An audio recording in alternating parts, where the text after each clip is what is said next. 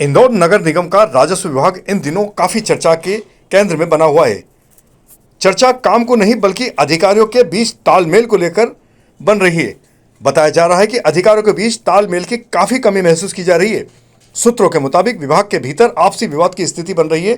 फाइलों के निपटान और लक्ष्य पूर्ति को लेकर मतभेद सामने आ रहे हैं। हालांकि आधिकारिक तौर पर कोई भी खुलकर बोलने को तैयार नहीं है। जब इस मुद्दे पर महापौर पुष्पमित्र भार्गव से सवाल किया गया तो उन्होंने विवाद के प्रश्न को ज्यादा तवज्जो नहीं दी, लेकिन उन्होंने यह जरूर दावा किया है कि पिछले वित्तीय वर्ष की तुलना में इस बार राजस्व संग्रहण अधिक होगा। यानी अंदर की खींचतान पर फिलहाल चुप्पी और बाहर आंकड़ों पर जोर दिया जा रहा है। बड़ी खींचतान मची हुई है। अपर आयुक्त को लेकर एक बड़ी शिकायत की गई है, जिसमें अपर आयुक्त जो है अपनी टीम को चोर बोल रहे हैं। देखिए, आपके माध्यम से मुझे भी मालूम पड़ा है, मैंने कमिश्नर को कहा है कि इस विषय में ध्यान दें, लेकिन अभी राजस्व के विषय में हमारी प्राथमिकता ये है कि इस साल के वित्तीय वर्ष में पिछली बार से ज़्यादा कलेक्शन होगा, इसमें संशय नहीं है। लेकिन पिछली बार जितनी रसीदें कटी थी उससे ज़्यादा रसीदें कटें और राजस्व नियमित हो, क्योंकि इस बार के वर्ष में बढ़ा हुआ टैक्स भी जनता ईमानदारी से हमको देने वाली है। जो जोन का रैशनलाइजेशन हुआ है वो भी हमको मिलेगा। और मध्य प्रदेश सरकार ने भी जो समय समय पर कुछ नियमों में परिवर्तन किया था, तो हमको विश्वास है कि इंदौर की जागरूक जनता के सहयोग से इस बार अच्छी राजस्व वसूली होगी। इंदौर शहर में बढ़ते ध्वनि प्रदूषण को लेकर प्रशासन अब सख्त नजर आ रहा है। पुलिस और प्रशासन के प्रयासों के बावजूद शहर में लाउड स्पीकर और शादी समारोह में डीजे पर पूरी तरह नियंत्रण नहीं हो पा रहा। कलेक्टर शिवम वर्मा ने इस स्थिति पर चिंता जताते हुए कहा कि जल्द ही छात्रों की परीक्षाएं शुरू होने वाली है और तेज आवाज उनकी पढ़ाई को प्रभावित कर सकती है। उन्होंने बताया कि ध्वनि प्रदूषण से आम नागरिक भी परेशान है, इसलिए जल्द ही इस संबंध में आदेश जारी कर हाईकोर्ट के निर्देशों के अनुसार कार्रवाई की जाएगी। जो भी ये ऐसे सभी लोग हैं उनको हम चेतावनी ये देते हैं कि भाई जो नियम है, जो माननीय उच्चतम न्यायालय के आदेश है, उनका पालन करें, अन्यथा हम लोग सख्त कार्रवाई करते हुए इनके खिलाफ जब्ती की कार्रवाई करेंगे और जो दंडात्मक कार्रवाई है हमारी प्रावधानों के अनुसार वो भी करेंगे। बच्चों के एग्जाम भी चलते हैं, किसी भी आम नागरिक को भी तेज आवाज में अगर आवाज आती है तो बाधा होती है, तो ऐसी चीजें नहीं होनी चाहिए हमारे शहर में। हमने पूर्व में भी कुछ कार्रवाइयां की हैं और हम लोग आगे भी सख्ती से इस पर कार्रवाई करेंगे।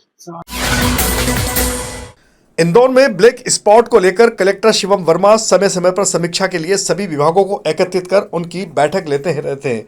इसी क्रम में एक बार फिर सभी निर्माण एजेंसी की बैठक की गई। कलेक्टर ने बैठक में साफ तौर पर कहा कि मुख्यमंत्री के सतत निर्देश के चलते ब्लैक स्पॉट से लेकर निर्माण कार्य तक विशेष रूप से सुरक्षा के इंतजाम और आम जनता की सुविधा के लिए पर्याप्त साधन की व्यवस्था करनी ही होगी। इसके साथ ही उन्होंने कहा कि यदि आज की बैठक के निर्देशन का पालन नहीं हुआ तो एक के बाद एक एफआईआर का दौर शुरू हो जाएगा। फिर चाहे छोटा हो या बड़ा, किसी को भी नहीं बख्शेंगे। स्वच्छता में देश भर में पहचान बना चुका इंदौर अब सौंदर्य के नए मानक गढ़ने की तैयारी में है। नगर निगम ने साफ सफाई के साथ अब शहर के ब्यूटिफिकेशन पर भी विशेष ध्यान केंद्रित किया है। प्रमुख सड़कों, चौराहों और डिवाइडरों को आकर्षक स्वरूप देने की योजना बनाई गई है। इसके लिए टेंडर प्रक्रिया कर ली गई है। काम जल्द शुरू होगा। खास बात यह है कि सामाजिक संस्थाओं को भी इस अभियान से जोड़ा गया है। उद्यान और रोड डिवाइडर गोद देकर जन भागीदारी को बढ़ावा दिया जा रहा है। देखो, जन भागीदारी से करीब हमने 30-40 डिवाइडर और चौराहे लोगों को दिए हैं, तो उन लोगों ने भी काम शुरू कर दिया है। और इंदौर नगर निगम का जो टेंडर करना था वो भी एजेंसी तय हो गई, तो beautification, road marking, median marking का काम भी जल्द शुरू होने वाला है। मैंने बताया ना, रोड मीडियंस और उद्यान हमने दिए हैं, तो वहाँ से भी सौंदर्यीकरण का काम वो संस्थाएं करेंगी। अभी हमने यातायात और उद्यान विभाग की बैठक भी बुलाई है, जिसमें जो उद्यानों के काम चल रहे हैं उसको हम रिव्यू करेंगे। इंदौर के उषा नगर श्री महालक्ष्मी मंदिर में गुरुवार को आध्यात्मिक ऊर्जा से अलौकित रहा। अवसर था शिव दरबार प्राण प्रतिष्ठा महोत्सव का, जिसके तहत 12 फरवरी को मुख्य अनुष्ठान संपन्न हुआ। सुबह से ही अभिषेक और वैदिक विधि विधान के साथ प्राण प्रतिष्ठा की प्रक्रिया शुरू हो गई थी। प्रातः 11 बजे हवन के बाद महाआरती संपन्न हुई। शाम को विशेष श्रृंगार दर्शन और प्रसाद वितरण का आयोजन रखा गया। श्रद्धालु बड़ी संख्या में पहुंचकर इस ऐतिहासिक क्षण के साक्षी भी बने हैं। श्री महालक्ष्मी मंदिर में 9 फरवरी से प्रारंभ हुआ शिव दरबार प्राण प्रतिष्ठा महोत्सव गुरुवार को संपन्न हो गया। वैदिक आचार्यों के मंत्रोच्चार के बीच प्राण प्रतिष्ठा स्थापना की विधि संपन्न कराई गई। श्री महालक्ष्मी मंदिर धार्मिक एवं पारमार्थिक न्यास के माध्यम से हमने शिव दरबार की प्राण प्रतिष्ठा का उत्सव आयोजित किया जा रहा है, जो करीब 7 दिन चल रहा है। 5 दिन में पूजा, भगवान का स्थापना, पूजा, विभिन्न वास के माध्यम से भगवान की पूजा की गई है। आज महा हवन किया जा रहा है और इसके बाद में अति शीघ्र, अभी जस्ट शीघ्र भी जो शिव दरबार है उनकी मूर्ति का स्थायी रूप से प्रतिष्ठा की जाएगी। इसके बाद में कल यहाँ सुंदरकांड, इस 7 दिन में सुंदरकांड का आयोजन भी हो रहा है। साथ ही महिलाओं द्वारा भजन मंडली भी की जा रही है और महिलाओं द्वारा 7 दिन से भगवान शिव का क्या नाम से हल्दी, मेहंदी, बाना, श्रृंगार, सगाई टाइप पूरा विवाह का उत्सव आयोजित किया जा रहा है। 14 तारीख को विशेष प्रोग्राम में महालक्ष्मी जी का और शिव दरबार का 56 भोग दर्शन है। उसी दिन विशेष श्रृंगार है। अपने क्या नाम से शिवरात्रि के दिन पूरे दिन अभिषेक चलेगा। दोपहर बाद में अच्छा भव्य श्रृंगार किया जाएगा, भगवान को दूल्हे के रूप में सजाया जाएगा और शाम को प्रसादी की जाएगी। आपका नाम है? महेश तोतला, प्रबंध समिति की ओर से। Thank you. इंदौर में पिछले दिनों किन्नर के साथ शोषण, ब्लैकमेल व अन्य धाराओं के तहत मुकदमा दर्ज किया गया था, जिसमें पुलिस ने एक कथित पत्रकार को गिरफ्तार भी किया था। वहीं उसका दूसरा साथी फरार था। पुलिस ने इसके खिलाफ 10,000 का इनाम घोषित किया था, लेकिन आरोपी की गिरफ्तारी अब तक नहीं हो पाई। इस पर पुलिस ने उसकी इनामी राशि बढ़ाकर 2 गुनी यानी कि 20,000 कर दी है। आपको बता दें कि पूरा मामला इंदौर के पंडरीनाथ थाना क्षेत्र का है, जहां किन्नर के साथ शोषण, ब्लैकमेल और पैसे की डिमांड का मामला सामने आया था।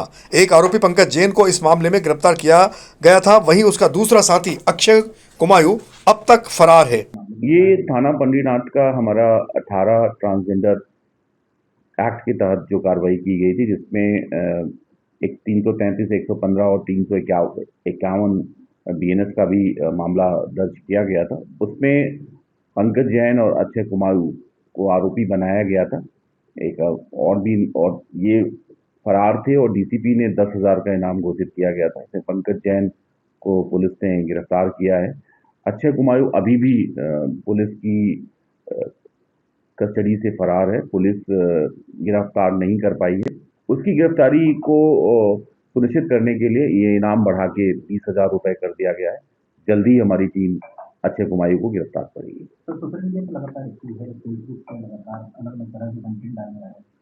वो हमारी जानकारी में है और हमारी टीम लगी हुई है। बहुत जल्दी उसको पकड़कर, और क्यों इस तरह की गतिविधि कर रहा था, कौन लोग उसको बचाने में थे, किन लोगों का संरक्षण प्राप्त था, उन सभी को इस प्रकरण में आरोपी बनाया जाएगा। मध्य प्रदेश की आर्थिक राजधानी इंदौर में हत्या की वारदात थमने का नाम नहीं ले रही है। 2 दिन पहले जहां धक्का लगने की बात पर 4 युवकों ने एक युवक की बियर की बोतल मारकर हत्या कर दी थी, वहीं उसके आरोपी अभी पुलिस गिरफ्त में पहुंचे ही थे कि इस दौरान गुरुवार सुबह फोटो स्टूडियो में काम करने वाले एक अन्य युवक की गला रेतकर बेरहमी से हत्या कर दी गई।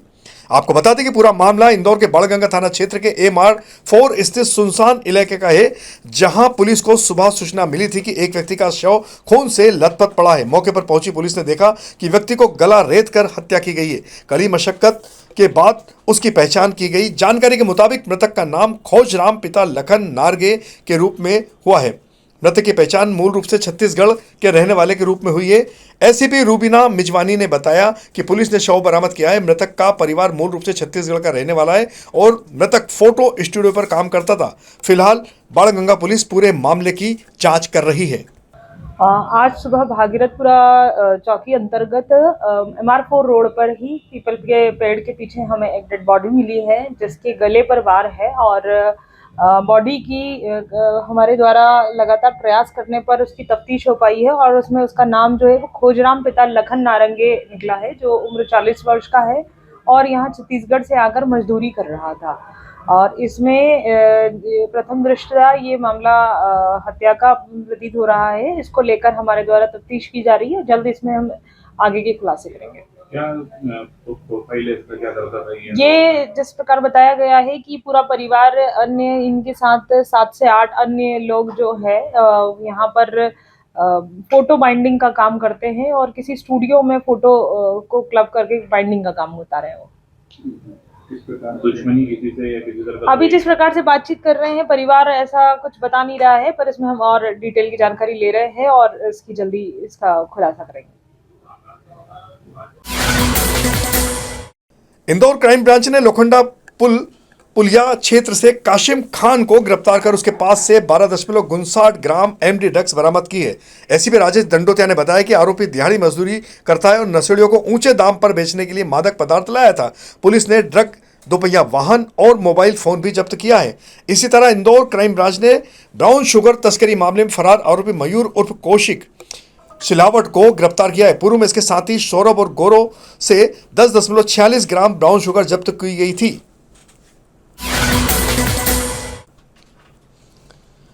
भारत निर्वाचन आयोग के निर्देशानुसार देश भर में चल रही एसआईआर स्पेशल इंटेंसिव रिवीजन प्रक्रिया अब अंतिम चरण में पहुंच गई है। इसी क्रम में इंदौर जिले में भी मतदाता सूची के विशेष पुनरीक्षण का कार्य युद्ध स्तर पर किया गया है।